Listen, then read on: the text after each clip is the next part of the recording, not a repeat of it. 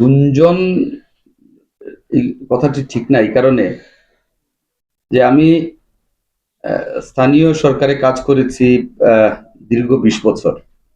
২০০৩ সালে প্রথম কমিশনার নির্বাচিত হই।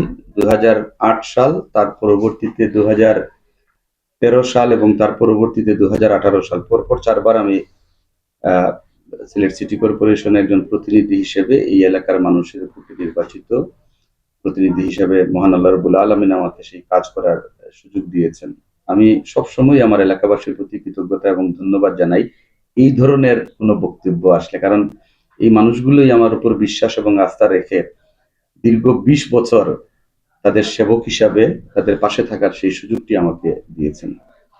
দ্বিতীয় বিষয় হচ্ছে, আপনারা নিশ্চয়ই জানেন যে আমি আমাদের সম্মানিত কাউন্সিলরদের ভোটে আমি জ্যেষ্ঠ প্যানেল মেয়র ছিলাম সিটি কর্পোরেশনে। ২০২৩ সালে যখন নির্বাচন আসে, আপনাদের নিশ্চয়ই মনে থাকার কথা যে নির্বাচনের ঠিক পূর্বে আমাদের বাংলাদেশ জাতীয়তাবাদী দল এবং দলের সর্বোচ্চ নীতি নির্ধারণী যে ফোরামটি আছে, সেখানে একটা সিদ্ধান্ত হয় যে যারা বিএনপি রাজনীতির সাথে সম্পৃক্ত আছেন তারা সেই নির্বাচনে অংশগ্রহণ করতে পারবেন। এটি দলীয় সিদ্ধান্ত ছিল।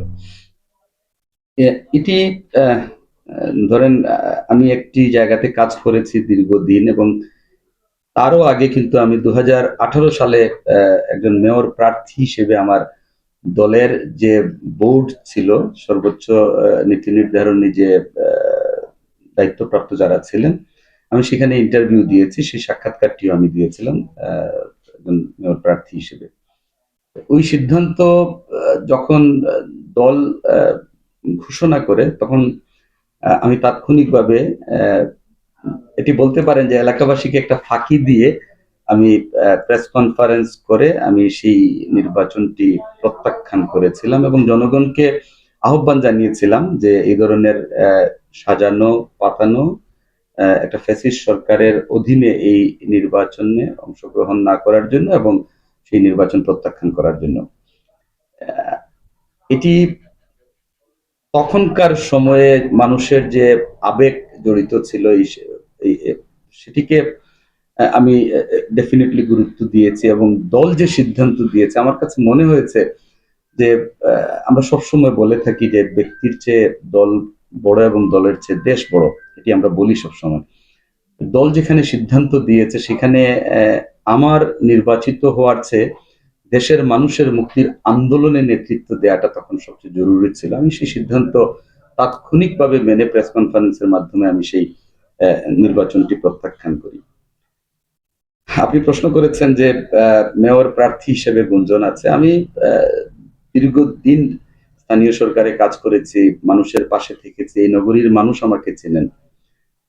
আমি যেহেতু একটা ছোট পরিসরে কাজ করার অভিজ্ঞতা আমার আছে স্থানীয় সরকারের, আমি আশা করেছি যে মহান আল্লাহ যদি সহায় হন, এই পবিত্র নগরীর মানুষ যদি আমাকে গ্রহণ করেন, পছন্দ করেন, এবং আমার দল বাংলাদেশ জাতীয়তাবাদী দল এবং দলের চেয়ারম্যান সহ যারা আছেন, হাই আপ বিগ উইগ যারা আছেন, নীতি নির্ধারক যারা আছেন, তারা যদি আমাকে সেই সুযোগটি দেন, তাহলে আমি বড় পরিসরে কাজ করার ইচ্ছে আমার আছে। সেই লক্ষ্য নিয়ে কিন্তু আমি দীর্ঘদিন থেকে এই পবিত্র নগরীতে প্রতিটি ওয়ার্ডে যাচ্ছি, বিভিন্ন মানুষের কাছে যাচ্ছি, প্রতিদিনই একাধিক প্রোগ্রামে যাচ্ছি, মানুষের সাথে কথা বলছি, তাদের সুখ দুঃখের অংশীদার হতে চেষ্টা করছি। এখন বিষয় হচ্ছে, আপনি চাইলেই তো এই সিদ্ধান্ত আপনি নিতে পারেন না। এই সিদ্ধান্তের সাথে অনেকগুলো বিষয় জড়িত আছে। আমার প্রত্যাশা থাকবে মহান আল্লাহর কাছে, আমি এই প্রার্থনাটুকুই করি যে আমার দ্বারা যদি মানুষের উপকার হয়, আমি যদি মানুষের ভালো কিছু করার জন্য মহান আল্লাহ আমাকে কবুল করেন এবং আমার দল যদি আমাকে সেই সুযোগটি দেয়, তাহলে আমি আগামী সিটি কর্পোরেশন নির্বাচনে একজন প্রার্থী হিসেবে প্রতিদ্বন্দ্বিতা করার ইচ্ছে আমার।